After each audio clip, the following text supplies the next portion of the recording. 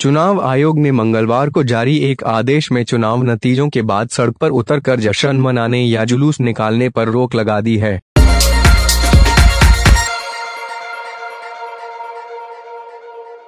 पहले कलकत्ता हाईकोर्ट और उसके बाद मद्रास हाईकोर्ट के जबरदस्त फटकार मिलने के बाद केंद्रीय चुनाव आयोग को होश आया है और उसने मतगणना के दिन के लिए नया आदेश जारी किया है। चुनाव आयोग ने मंगलवार को जारी एक आदेश में चुनाव नतीजों के बाद सड़क पर उतरकर जश्न मनाने या जुलूस निकालने पर रोक लगा दी है। चुनाव आयोग ने कहा है, रिटर्निंग अफसर से चुनाव का सर्टिफिकेट लेने के लिए चुनाव जीतने वाले प्रत्याशी या उसके प्रतिनिधि के साथ 2 से ज्यादा लोग नहीं जा सकेंगे। मतगणना के लिए क्या कहा था अदालत ने?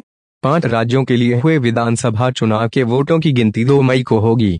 इसे देखते हुए मद्रास हाईकोर्ट ने सोमवार को केंद्रीय चुनाव आयोग से कहा था कि वह तमिलनाडु के मुख्य चुनाव अधिकारी और राज्य सचिव के साथ बैठक करवाए और यह सुनिश्चित कराए कि मतगणना के दिन कोरोना प्रोटोकॉल का पालन पूरी तरह और हर हाल में हो। अदालत ने यह भी कहा था कि यदि ऐसा नहीं हो सकता तो मतगणना को टाल दिया जाए। यह अहम इसलिए है कि मतगणना के दिन मतगणना केंद्रों के बाहर सभी दलों और उम्मीदवारों के सैकड़ों कार्यकर्ता जमा होते हैं। वे चुनाव नतीजों का ऐलान होते ही सड़क पर ही जश्न मनाने लगते हैं। वे सड़क पर पटाखे फोड़ते हैं, नाचते हैं, मिठाइयां बांटते हैं और नारेबाजी करते हैं, गुलाल उड़ाते हैं। उसके बाद जीता हुआ उम्मीदवार विजय जुलूस निकालता है, जिसमें सैकड़ों लोग भाग लेते हैं। वे पूरे निर्वाचन क्षेत्र का चक्कर लगाते हैं।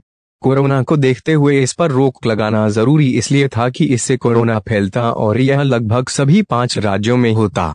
अदालत की तीखी टिप्पणी। मद्रास हाईकोर्ट का आदेश इसलिए भी अहम है कि उसने कोरोना की दूसरी लहर के लिए चुनाव आयोग को जिम्मेदार ठहराते हुए कहा कि इसके वरिष्ठ अफसरों पर हत्या का मुकदमा चलाया जाना चाहिए क्योंकि वे चुनाव प्रचार के दौरान कोरोना नियमों का पालन कराने में नाकाम रहे। अदालत ने निर्देश दिया है कि आयोग मतगणना के दिन कोरोना नियमों को सख्ती से लागू करवाए वरना मतगणना स्थगित कर दे। विजय जुलूस पर रोक लगाने का चुनाव आयोग का यह आदेश ऐसे समय आया है जब रोजाना कोरोना के नए मामले 3.5 लाख के ऊपर पहुंच गए हैं। पूरे देश में हाहाकार मचा हुआ है और देश के कई राज्यों से लोगों के मरने की खबरें आ रही हैं। बता दें कि चुनाव की प्रक्रिया अभी भी चल ही रही है। अभी एक चरण बाकी है।